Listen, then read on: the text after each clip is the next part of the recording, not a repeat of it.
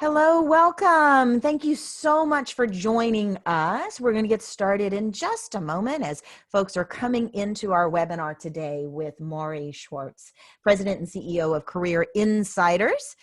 Thank you again for joining us. Welcome. We'll get started in just a moment. I see that we have a nice group of folks here and really appreciate you spending your time with us. Thank you. All right, I always like to get started right at the beginning, at the top of when we're supposed to get started. So I know that some folks will continue to come into the room, and I just want to say thank you. Welcome, everyone. My name is Anissa Avon, and I am the CEO of TurnKey Coaching and Development Solutions. And this is one of the webinars that we're doing specific to the conference, the virtual conference called Leading in a Crisis. Actionable business and HR strategies for navigating crisis and change. And today I am very pleased to say we are doing something a little bit different. We are having a job search Q&A with expert career coach and career transition executive coach and outplacement specialist, Mauri Schwartz. So before we begin, I just want to say thank you to our sponsors, David Whitmarsh and the Whitmarsh Consulting Group. Without them, our summit would not be possible. David and his team are a group of human resource information technology consultants and specialists and multi-channel marketing communication strategy specialists. So I want to say thank you to David and his team. I also want to say thank you to Insperity for helping us pull this last minute, what do we got to do to help others lead through this crisis summit?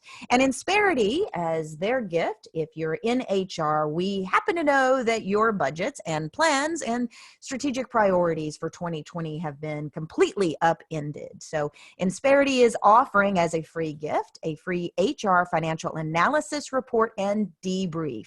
That includes an HR budget analysis, a confidential report, and a one-on-one debrief, which is kind of a big deal.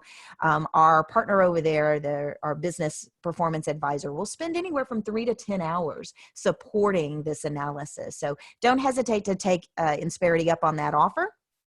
You can find more information at turnkeycoaching.net/HR report. My name, Anissa Avon. I'm the CEO of TurnKey Coaching and Development Solutions.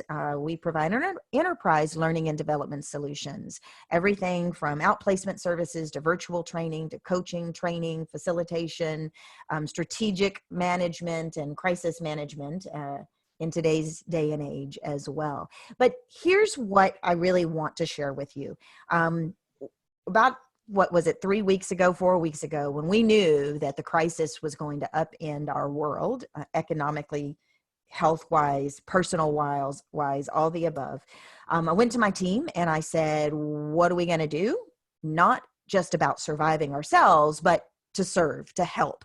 What can we offer?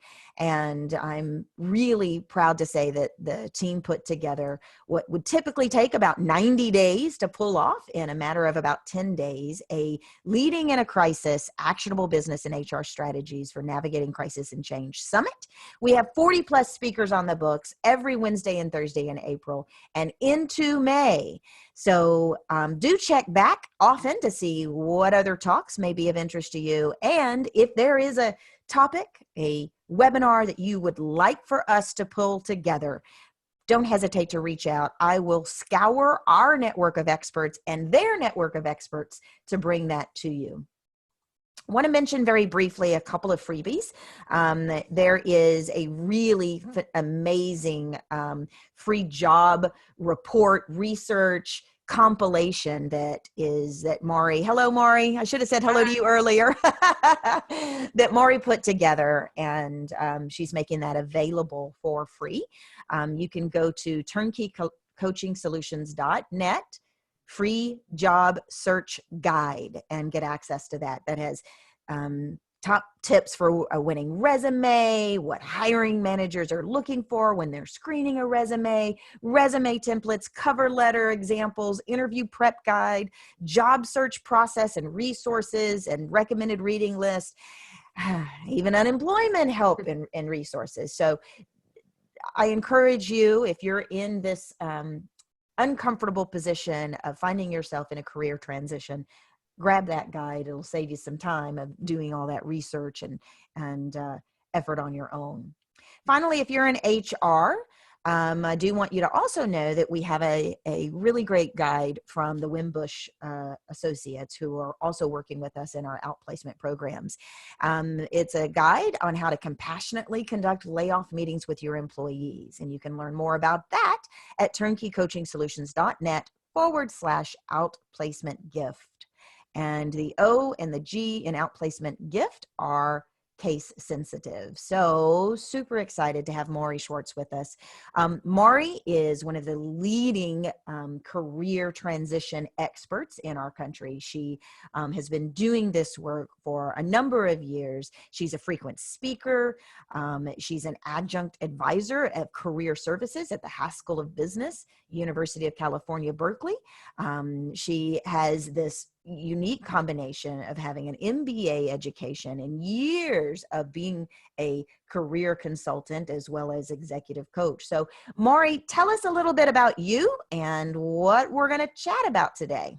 Sure. First of all, I want to thank you and say hello to everybody. I'm happy to be here to participate in your Leadership Summit and talk about outplacement and job search in this time of crisis.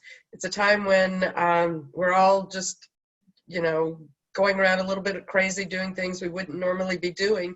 And people think that this is not a good time to talk about job search or to conduct a job search, but absolutely it is. So I'm here to help people think about that and refocus. Maybe it'll take your mind off of this uncertainty and think about a direction for yourself at this time. I say this during the holidays when people say, oh, I can't do a job search now because nobody's hiring. Well, this is a similar situation.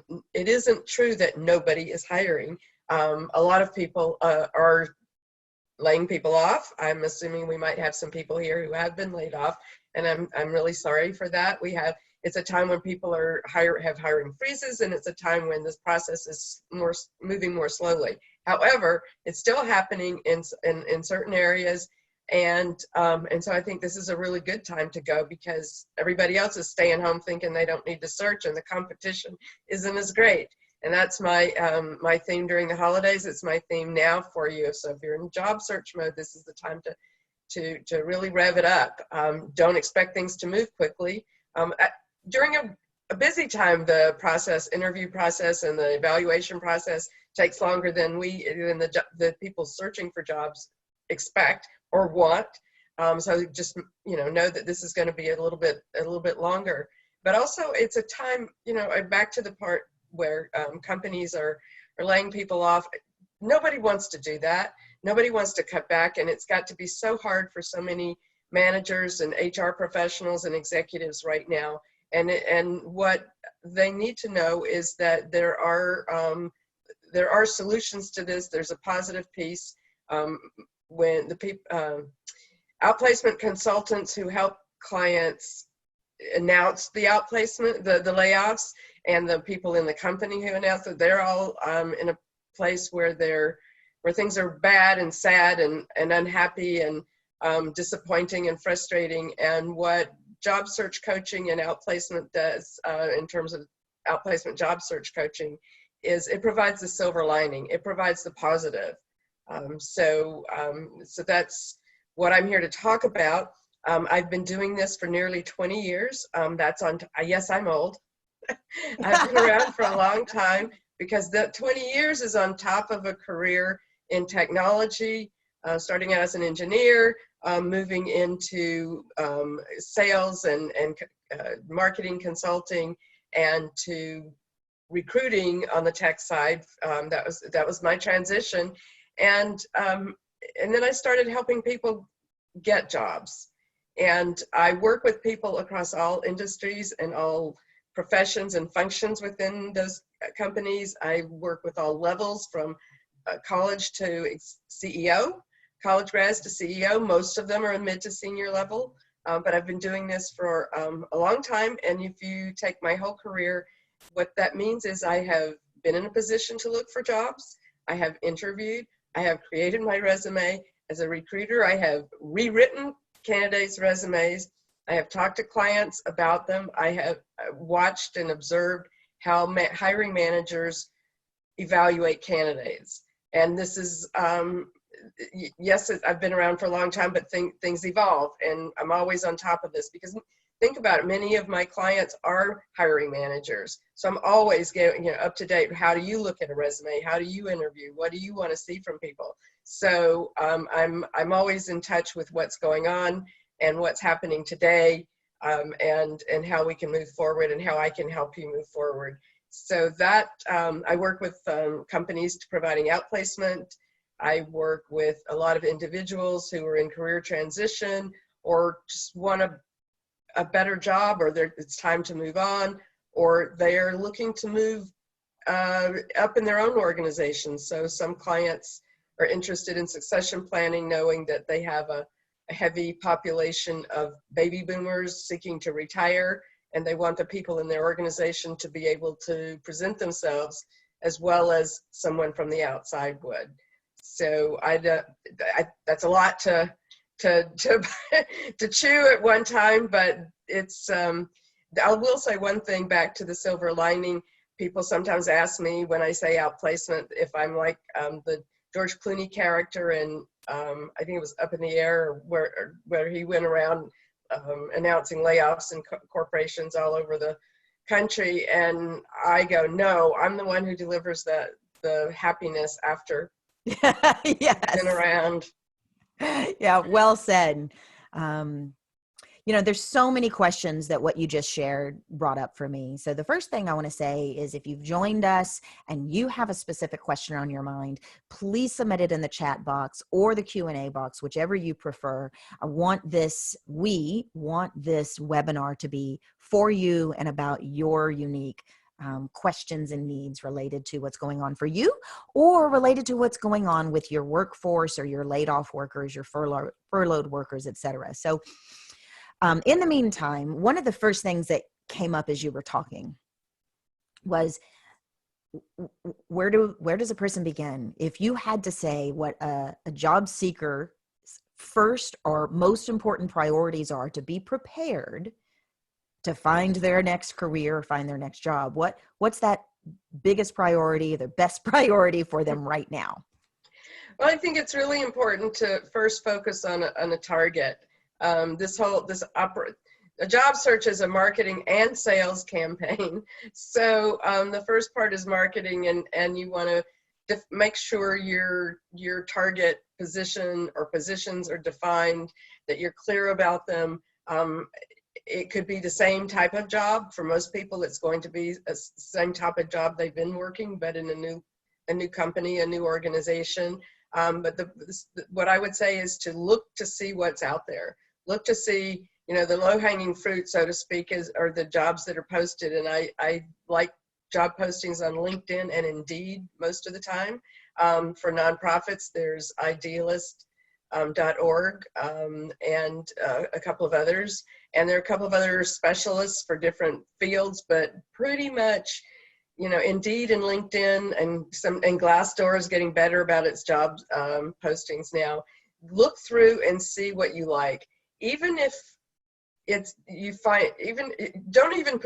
you find something local, great. But in both of those, all of those searches, you put in the title or the function or some keywords and a geographic location. If you don't find anything in your current geographic location, and even if you're not looking to relocate, take the location off. Look for jobs so that you can see what's in a job and what you want to target. And eventually you'll find that type of job in your preferred geographic location, or you may have to consider moving. But the point is, you're looking to focus on what people say they want. So it's less about, I always say it's not what you want, it's what they want. Well, it is what you want, but first you've got to get them, you've got to focus on what they're looking for. So you need to do that before you even start working on your resume. So that's the first thing, is to identify your target market. Well, and I'm glad you said that last part, because I want to point out that you didn't say get your resume in order, start getting your cover letters in order, those things are important, but the first thing is, what's your target? What are you going after, and what are they looking for? And is that safe to assume, and is it important for you to elaborate on this now, that then from that will inform your resume, your cover letter, your LinkedIn? Tell us a little bit about that. Absolutely. So once you've defined your target market, then you need to design your collateral, your marketing collateral to target that market, to address that market. So you know now what people are looking for and what they're saying, and now it's the time to write your resume, or rewrite your resume, or revise your resume, revamp your resume, however you want to do it. And what you want to do when you start with your resume, you want to look at those jobs. You want to look at what they're asking for in terms of skills. You want to think about the type of organization it is and what they do. And then and everything you put in your resume should be addressing what that job and that company is looking for. So you might have some really terrific accomplishments at some point in your career, but they're totally irrelevant to the job. So this resume is going to be a marketing brochure, and you'd send a different brochure. You can look at it as in political elections, government elections and political campaigns. I, as located in San Francisco, and one of the liberal bastions of the country, the mail, and in my demographic, the mail that I get, or the phone calls, or the emails that I get, are not going to be the same from candidates as somebody where you are, Anissa. Texas. In Texas. Very different political bent here. So that is exactly the same with your resume. You want to make sure that what you're sending to someone, what the reader is getting, is what they want to see. So that's really it. It's appealing to what they're looking for. So that would be your resume, and that would also be your LinkedIn profile. Those two pieces are your marketing collateral.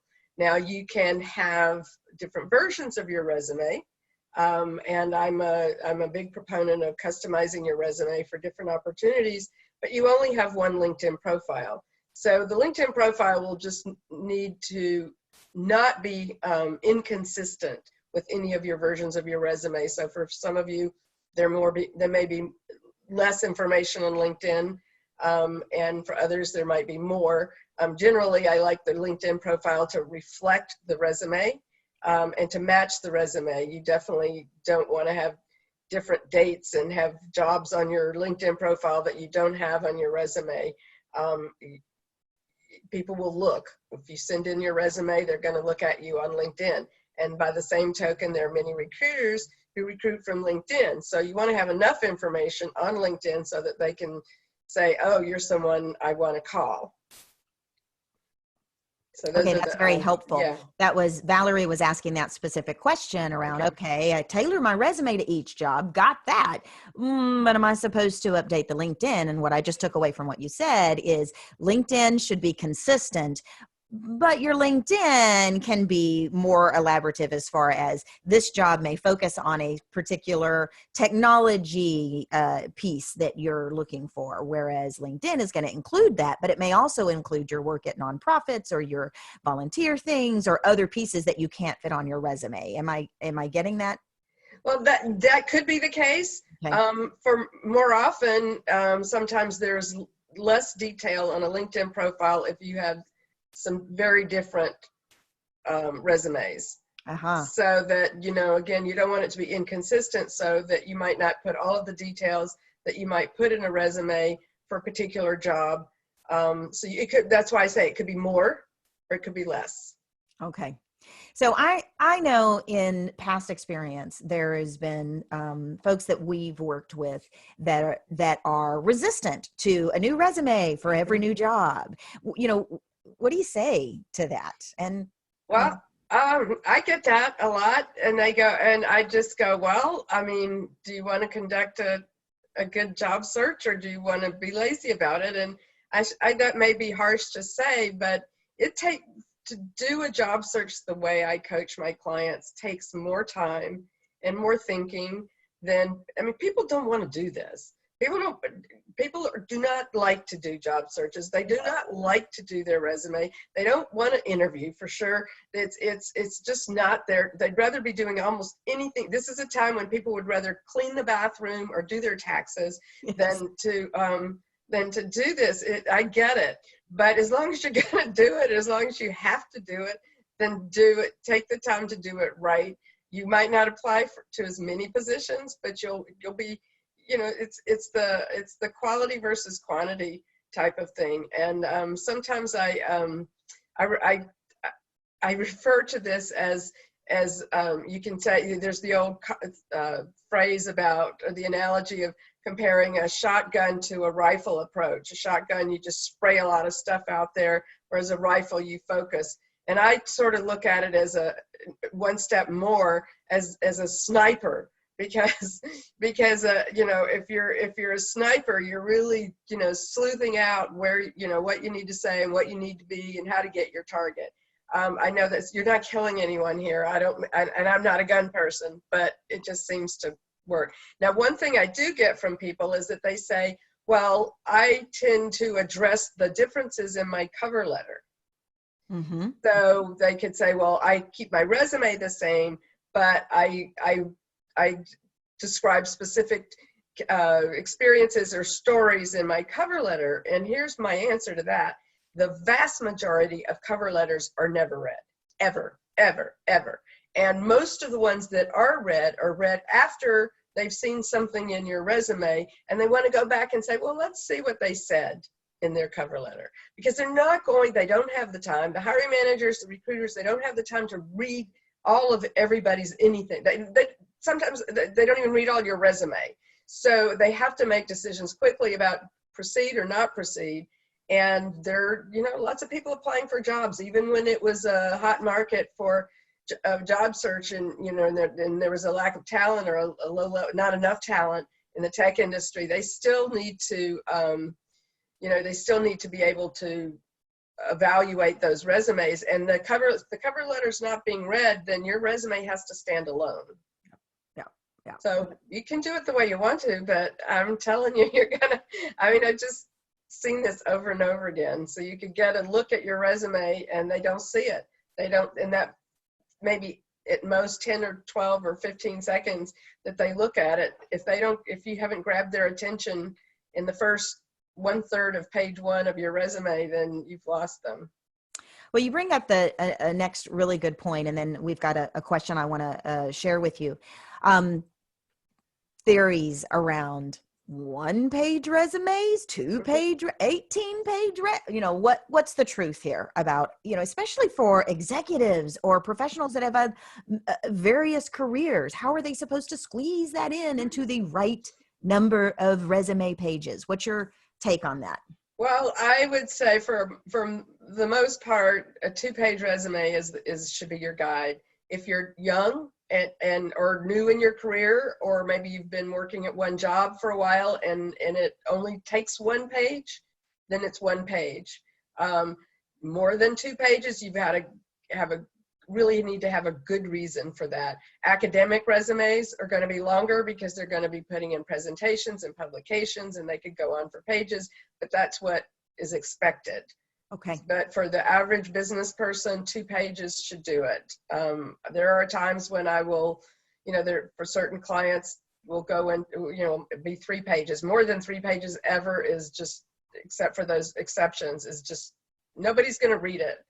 And it's not important. It's probably a little irritating too, because, you know, there's a certain respect that hiring managers are also looking for. Is that valid?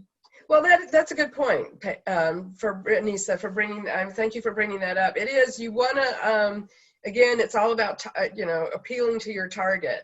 And sometimes they go, well, they expect me to read 6 pages? And that's a negative feeling already that you don't need. So you really want to be aware and respect their time.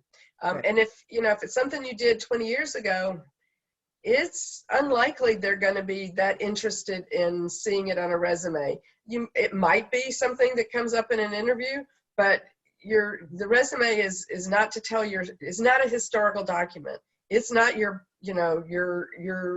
biography, meaning or an autobiography. It's not your whole life story. It's a marketing brochure. Ah, very good. Very, very helpful. I'm going to rattle off some of these questions real quick. So thank you, Pam. She writes, with everyone working remote right now due to COVID-19, does it make sense to apply for jobs out of state also, since nobody can go to the office anyway? She's in the tech industry. Absolutely. All interviews are being done just the way we're doing this right now. They're being done by video conferencing, whether it's Zoom or, WebEx or whatever other tool people are using. So if you're interested in going somewhere now else and you're open to it, then absolutely apply. And most companies, some companies may say, well, okay, we'll do the initial interviews, but we will wait till we come back in before we do the final in-person interview. Other times, we don't know how long this is going to last and how long we're going to be shut in. This is like day 30 in San Francisco of our official shut in. But so some of them are making decisions. I have had clients who interviewed and accepted offers all video. And actually for some, I have another client for whom that's the case, and he's going to be working remotely on the East Coast for Amazon anyway. And his teammates, the people who will be reporting to him are all over the world. So in that case, they're hardly ever going to see each other in person anyway. So yes, it does make sense. Keep in mind when you're applying to another state or another location, they may not be open to moving you there. So especially, if you have a skill that is really hard to find, then that may be the case. They may help you with that. But if you're open or if you want to move to another location, then really consider handling the finances of that and the logistics yourself. So that's just something to keep in mind. Very good. Very good. Thank you. Audie says, can you elaborate about what types of changes in the resume when I apply to similar positions? Should I add specific stories to the resume? Does that make it too long? What are the specifics that are the types of changes to make aligned with the job position? Well, I like a resume, and for those of you who download the free guide, there's some resume templates in there, and I like a resume style that is, people used to talk about functional resumes. They didn't want to do a chronology because of, gaps in their career or the experience that was most relevant is old and all sorts of things. Well, a functional resume is going to get thrown away right away. People need to know what you did when. But you can have a profile or a summary of qualifications at the top of your resume. And so in a way, this is a hybrid. And I don't believe in having a paragraph, and I don't believe in having a laundry list of keywords right up there, but a few salient points that address the key parts of what you can provide, what you can deliver to the hiring manager. For instance, if you read a job posting or job description, identify the top 3 to 5 priorities, and identify those, and then address those in bullet form in terms of, for each of those priorities, what have you done? Write a statement that says to them, I've done this, and this is what I've done in this category. It's not a full story, it's just a statement. And then when you start describing your jobs and your achievements in for each of those positions, again, I believe in having bullets, except I believe in having an overall statement for each job, that if you could only tell somebody, one sentence about what your job was, that's what you want to put there. And then you want to elaborate with your achievements with bullets. And you want to also think about the STAR approach: situation, task, action, result. When you tell your stories, you want to be able to present a situation so that they understand what's going on. And sometimes that overall statement will help with that. What was the task or problem? In many cases, people sometimes use PAR, problem action result. What did you do and what was the result? So, but you want to focus on the story, go back to the top where I said identify the top 3 to 5 priorities, address those at the top, and then everything else in your resume should be aligned with that. So yes, your stories may be different, but you're going to have to learn how to make concise stories. Remember, an interview is when you really get to tell your full story. So succinct, direct, learn how to make a case for your value related to what they're looking for, but in very sharp, direct sentence form. Yeah, the thing is, the resume is not intended to get you a job. The resume is intended to whet their appetite and get them to want to know more about you. And remember, they're not going to spend all day reading it. So you have to be able to do that. And that's what I help clients with. It's hard sometimes. And what you might want to do is start out with the stories, the bullet, the achievements. And if there are longer statements or it takes you 2 or 3 sentences for one of them,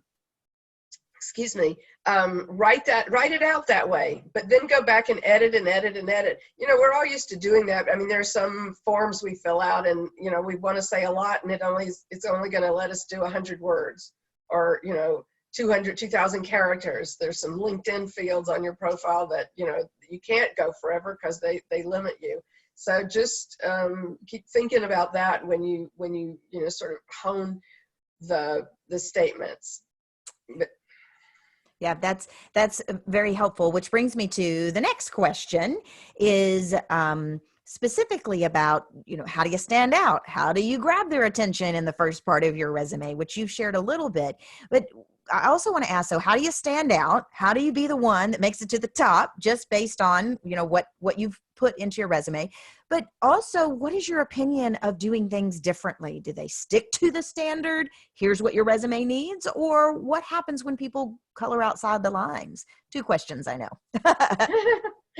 Well, I think for the most part, you want to stick to the standard.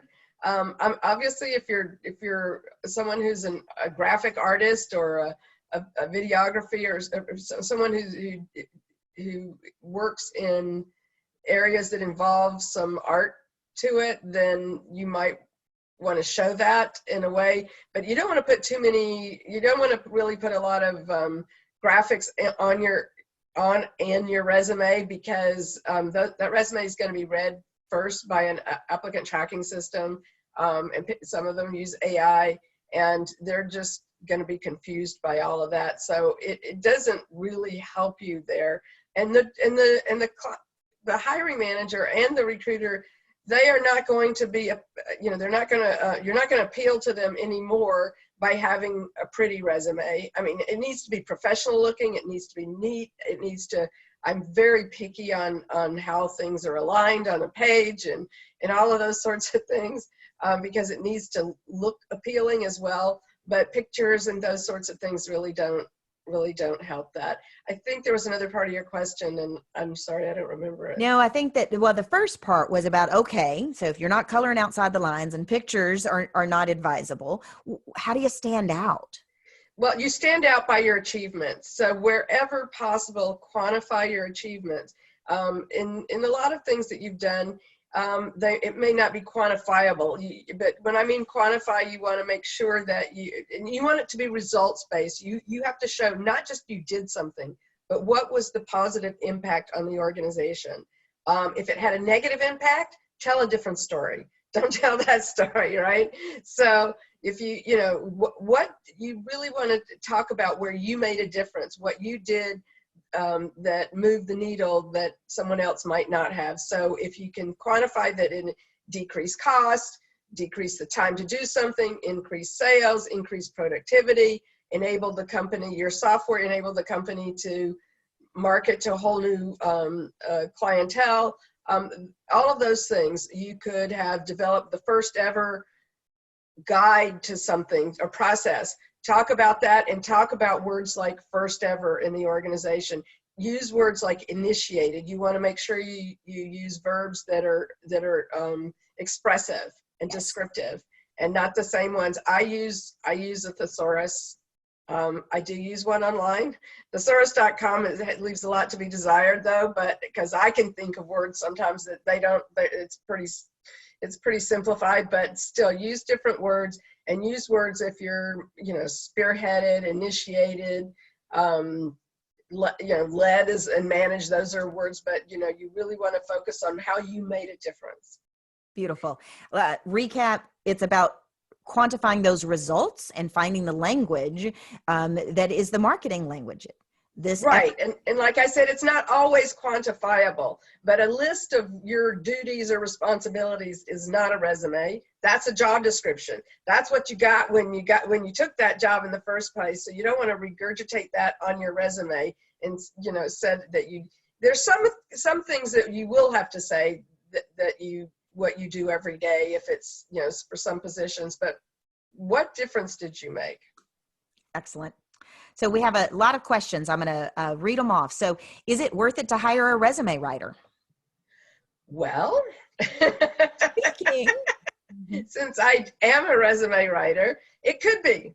I also, most of the time these days, I coach clients on how to write their resume and what to do with it. And I like that because well, first of all, I spend a lot of time when I'm writing a client's resume. I interview them, and I really sort of, deliberate about what to include. But when you're doing it yourself, then when it comes time to customize that resume for a different position, you will have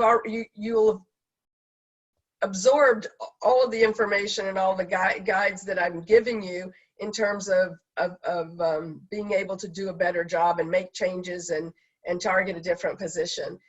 It also means that you will be better when it's time to interview, because you will have absorbed, or I can't think of the word right now. Anyway, you'll have internalized your story. So you will know what's important and it's a step-by-step process, and doing the exercise for the resume will help you when it's time to interview. You will have already done that. So what I like to do, I think it is valuable to hire someone to help you put it together. And I sort of sit side by side, or virtually by video, to work with clients on, using the template and what kinds of things to put in there. And then I review it. I help them, by reviewing it. So I do think it can be it can be worth it.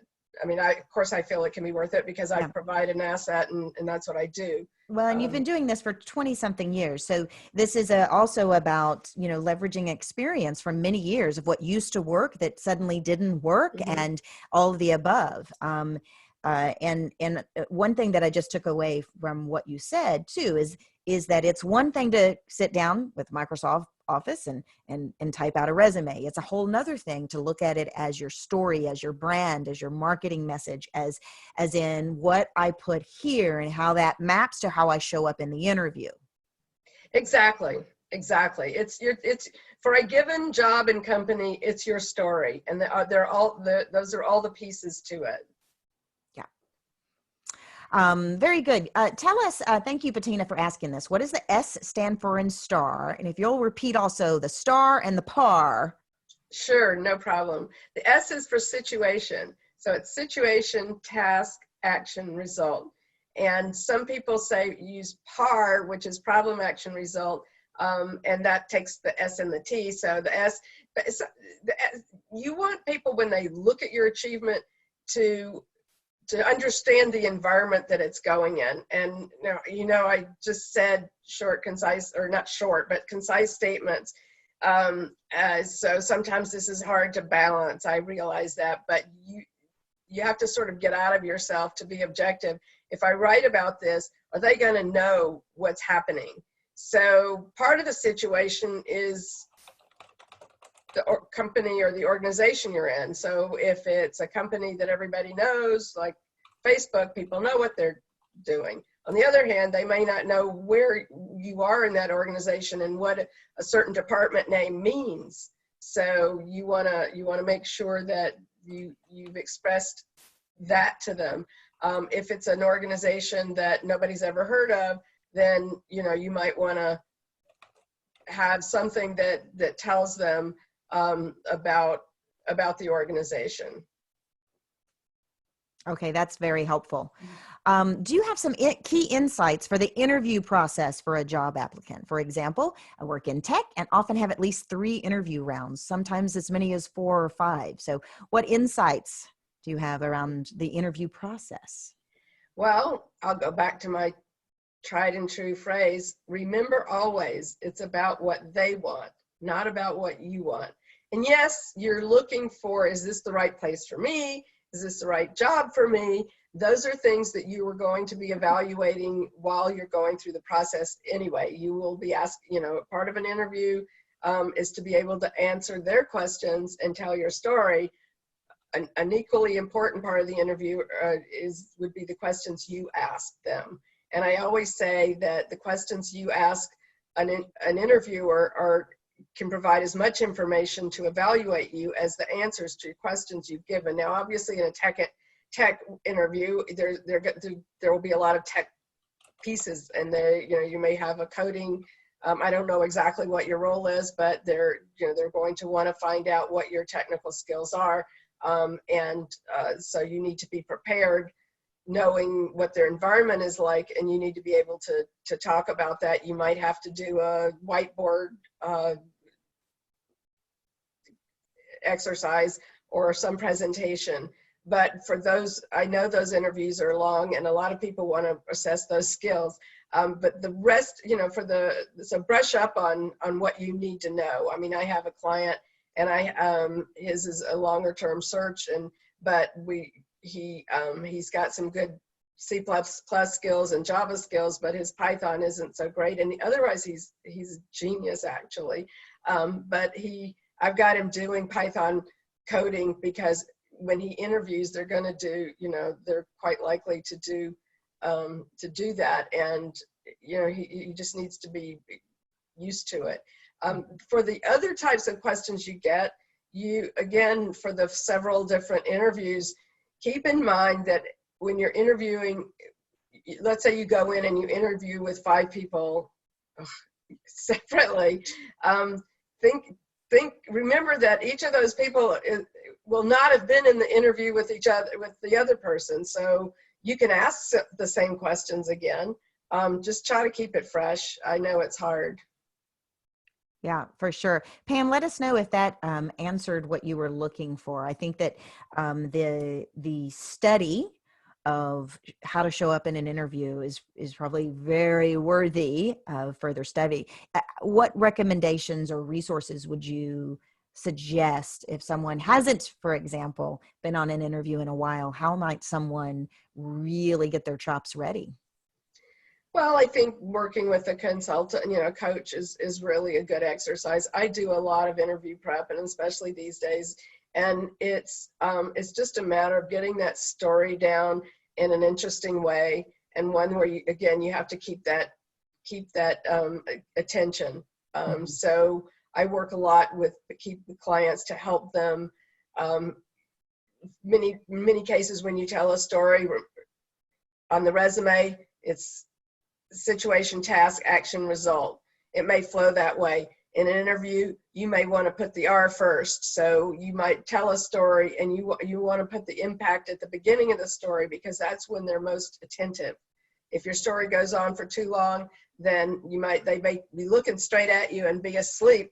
And by the time you get to the cool part, they're not there. So in an interview, I think you want to grab their attention quickly, and then you can tell them how you did it.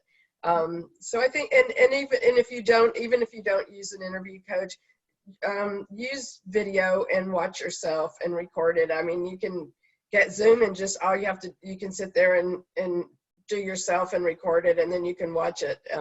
Sometimes that's disconcerting, I know, but you get used to it, and it's a good way to see yourself or get someone else. if you're, you know, stuck at home right now with other people, then you can ask them to help you do Yeah. that. So those are the things that I would do. Very, very good advice. I have a couple of suggestions actually for nerves. I have, you know, a lot of people, you know, like I said earlier, no one likes to interview, or very few people anyway. So, and you could practice, you can learn all your stuff, you can do all your, you know, your brushing up on everything, you could know your story, but you're still nervous. So a couple of things that I wrote an article about this a while back. Basically, there are two ways that you can help alleviate your nerves. I mean, there are probably a lot. And whatever you do normally to ease your tension, that's a good thing. But two that I found to be really good, it would be to listen to music beforehand, uplifting music, not calm, you know, music, something that makes you want to smile, you know, gets your blood flowing and you want to dance music, marching band music, gets everybody uplifted. The other is comedy. So sometimes when I have an important meeting and I'm a little bit nervous about it, I'll be prepared and then I'll go, I just want to set my mind at ease and I'll listen to some comedy. I love comedy anyway, so I like stand-up comedians, so I'll just go online and listen to comedy and I'm laughing. And when you're laughing, you feel good and you feel easier and you're already smiling, what you want to do when you're in an interview. So those are just a couple of tips. Some people like to do stretching and exercise beforehand, you know, get your blood flowing. Well, I think that's the key, is blood flowing, you know, your mindset right on, you know, positivity and your energy in the right place. So I think it's very easy to discount those things. So thank you for sharing. Oh, sure. Yeah, no, it's important. So we enthusiasm. have, enthusiasm is really important in an interview. Even if you decide after talking a little while with the hiring manager or whoever is interviewing you that you're not interested, or you're only there because, well, maybe they will get that. So always stay enthusiastic. And even if you think you're not interested, by the end of the interview, you might have changed your mind and you would have already conveyed a sort of a negative attitude. Well said. Pam says, can you comment on the importance of getting referred into companies versus applying blindly online? I'm noticing that you have to know someone inside of the company to rise to the top of the pile to be considered, for example. Oh, it's totally important. You know, there are many companies who don't even look at you if you don't come through their internal referral program. For instance, Salesforce is one of those, and I mean, their application has, you know, were you referred in from an employee, and then they ask you for that person's internal email address so that you can't just make it up. Mm-hmm. And then they email that person and ask them, you know, to say something about you, and you have to confirm and to say something about you. Other companies, a lot of the big tech companies, they do that. So if you know somebody, you know, try to cultivate that relationship.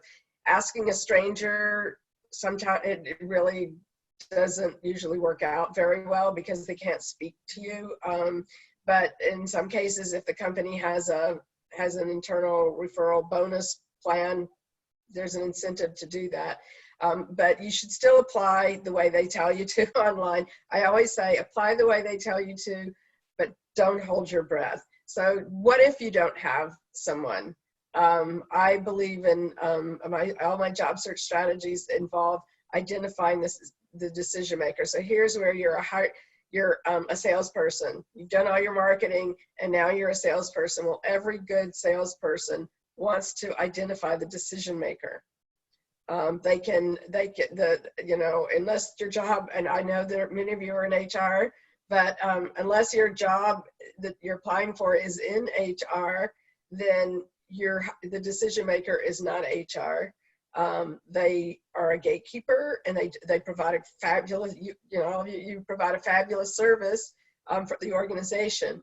But, you know, look at it this way. I mean, your job is overwhelming. So my clients have the best results when they can identify the decision maker and introduce themselves directly if they don't have anyone who can do that. And this is where LinkedIn is a really big help in terms of identifying the decision maker, seeing if anyone in your network is connected to that person. Excellent. Thank you. That's very helpful. Bettina says, what is a good way to close in the interview? Give us some closing secrets. Well, you can't close unless you've done your job up until the close. So do everything to the best of your ability in terms of telling your story, and listening. You have to listen to them. And in terms of the close, one thing you can do toward the end of an interview is ask, especially if you think it went well, ask them. You always want to ask them, if they don't tell you, what the next steps are. When do they expect to make a decision? When should you expect to hear back from them? What's the outlook? And you could say, I really I'm very interested in this position, and I'd like to join your team. Can you tell me how it looks for me right now? Can you tell me, and what you want to get is, one of the opportunities here is, if this is an opportunity to sort of try to find out, are there any objections that they aren't telling you? So, have I been able to, convey my qualifications well enough to you? Is there anything else you'd like to know, or that you think I'm missing? Are there any yellow or red, are there any yellow lights here, some warning signs? You don't want to make it sound like a negative, but if you can, they might say, well, we were hoping for, you'd have more XYZ, and then you can pipe right in and say, well, oh, but I do. That's a chance to address those. Or you could say, well, that's true, but I have this other thing that's equally important, and I'm totally, happy to learn Z on my own, or something like that. It gives you a chance to respond to those objections. And that way you don't go away thinking, it went well, and not knowing what was in their mind. I think that's something that everyone here should write down as a critical checklist, the things I will do during the interview. I think that's very helpful. Valerie says, do hiring managers really look at LinkedIn recommendations? What weight do those carry? I don't know. I think some might, but frankly, I think the recommendations are more valuable than the endorsements on the skills. I don't know even why they have it that way. Because anybody who's connected to you can endorse you, and it doesn't really say much. But I would have 3 or 4 really good recommendations from people you work for, people who can be respected, and they need to address what you did that's relevant. That's if they don't address, it's like a reference. If someone does reference checking for you, if the company says, okay, we're going to check your references, then you want to make sure your reference is saying the right things about you for that particular position. So it's a little bit harder to do on LinkedIn, but you want to be consistent. It's part of the consistency. Some people do look at them, but the quantity is not going to help you. Okay, that's very helpful. Valerie says, I've recently been advised to include a brief description of each company I've worked for on my resume, which I sense is a waste of space. Instead, it sounds like I should be using that space for a 1-sentence star pitch or what I did in the role. Your thoughts? Yeah, well, first of all, if it's a company that everybody knows about, there's no need. It is a waste. You're wasting space. The other thing is, in your, for stuff, if it's a company that you don't think many people have heard of, and you want to express something about it, a 1 line, maybe something in italics just below the company name before you start the description, that indicates what the company does. If it's got a name that's doesn't indicate anything, maybe how big it is, how many, the sales or the employees, just to give them, it's part of your situation. It helps people understand the scope of what you do if you work